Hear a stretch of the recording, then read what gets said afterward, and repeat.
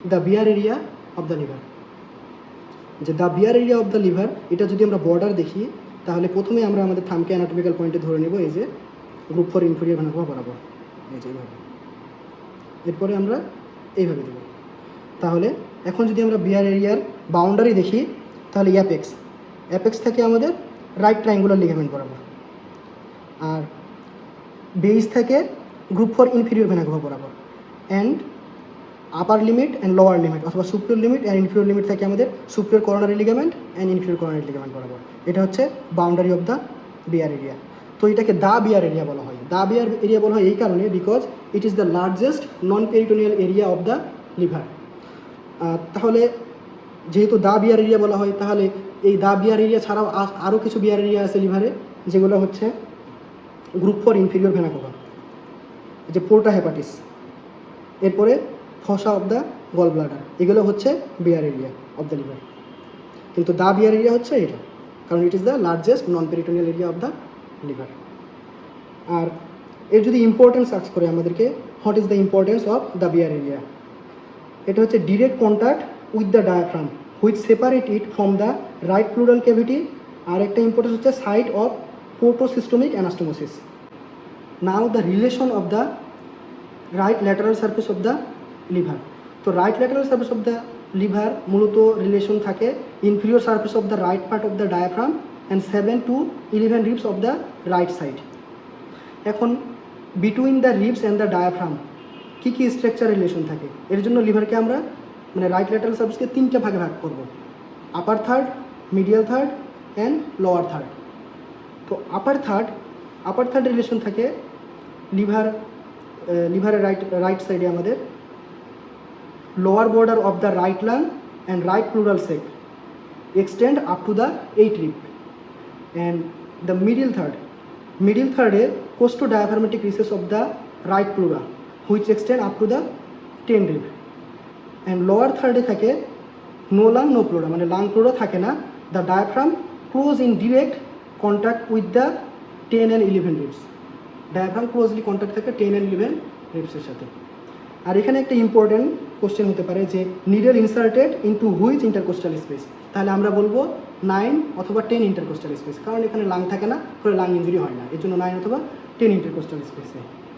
এখন পোর্টা হেপাটিস, এই যে আমরা বলেছি এর আগে যে এই অংশটা হচ্ছে পোর্টা হেপাটিস। তো porta hepatis is a transverse non peritoneal feature, act as a gateway, যেখানে কিছু স্ট্রাকচার ইন্টার করে অ্যান্ড কিছু স্ট্রাকচার কী করে, এক্সিট করে। তো এখানে ইন্টার করে right and left division of the portal vein and right and left branch of the hepatic artery and nerve plexus, and exit করে hepatic duct and lymphatic vessels. Now the relation of the inferior surface of the liver. Inferior surface অথবা আমরা বলি এটা visceral surface, এই relation যদি আমরা দেখি তো আমরা লেফট লোব থেকে শুরু করব। লেফট লোবের এই যে এখানে থেকে আমাদের ইসোফেজিয়াল ইমপ্রেশন, আমরা দেখলেই বুঝতে পারবো এখানে থেকে ইসোফেজিয়াল ইমপ্রেশন। এরপরে ইসোফেজিয়াল ইমপ্রেশনের পরে এই সাইডে থাকে আমাদের গ্যাস্ট্রিক ইমপ্রেশন। এরপরে এই উঁচু জায়গা একটা পাবো, এটাকে বলে টিউবার ওমেন্টালি। এই উঁচু জায়গাটা হচ্ছে টিউবার ওমেন্টালি। তারপরে নিচে আমরা পাবো এবং কোয়াড্রেট লোবের লেফট সাইডে এখানে আমরা পাবো পাইলোরিক ইমপ্রেশন। তারপরে তো এটা কোয়াড্রেট লোব। এরপরে আমরা পাবো ফসা অফ দ্য গল ব্লাডার, এখানে গল ব্লাডার থাকে। এরপরে গল ব্লাডারের পাশে এই অংশটা হচ্ছে ডিওডেনাল ইমপ্রেশন। ডিওডেনাল ইমপ্রেশনের নিচে এই পাশে থাকে আমাদের কোলিক ইমপ্রেশন। এরপরে আমরা এটা হচ্ছে আমাদের রেনাল ইমপ্রেশন, এখানে কিডনি থাকে, ঠিক আছে, রেনাল ইমপ্রেশন। আর এটা হচ্ছে রাইট সুপ্রারেনাল ইমপ্রেশন, আর এটা হচ্ছে রাইট রেনাল ইমপ্রেশন। এটাই মূলত আমাদের ইনফিরিয়র সার্ফেসের রিলেশন।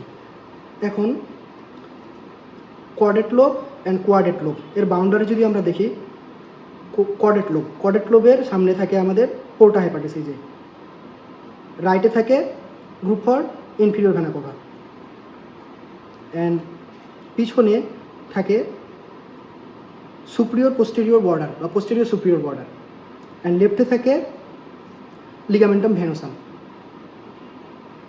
আর কোয়াড্রেট লোবের যদি বাউন্ডারি বলি আমরা, কোয়াড্রেট লোবের নিচে থাকে ইনফিরিয়র বর্ডার অ্যান্ড উপরে থাকে আমাদের পোর্টা হেপাটিস। রাইটে থাকে fossa of the gall bladder and লেফটে থাকে টেরিস হেপাটিস। এই দুটোই হলো আমাদের কর্ডেট এবং কোয়াড্রেট লোবের বাউন্ডারি। এখন এই যে এটা ছিল আমাদের কি ফেলসিফোরাম লিগামেন্ট।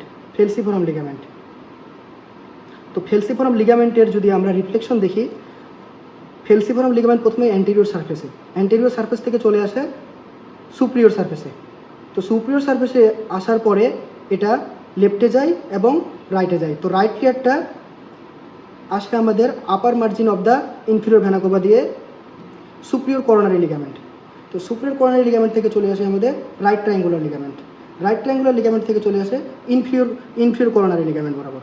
তো ইনফিরিয়র করোনারি লিগামেন্ট দিয়ে চলে আসে আমাদের এই যে lower margin of the inferior vena কাভাকে সারাউন্ড করার পরে এই যে lower margin of the inferior vena কাভাকে সারাউন্ড করে। এরপরে আমাদের এটা হচ্ছে right margin of the caudate lobe, তারপরে upper margin of the caudate lobe, এরপরে left margin of the caudate lobe দিয়ে আসার পরে এই যে পোর্টা হেপাটিসকে আমাদের কী করবে, সারাউন্ড করবে।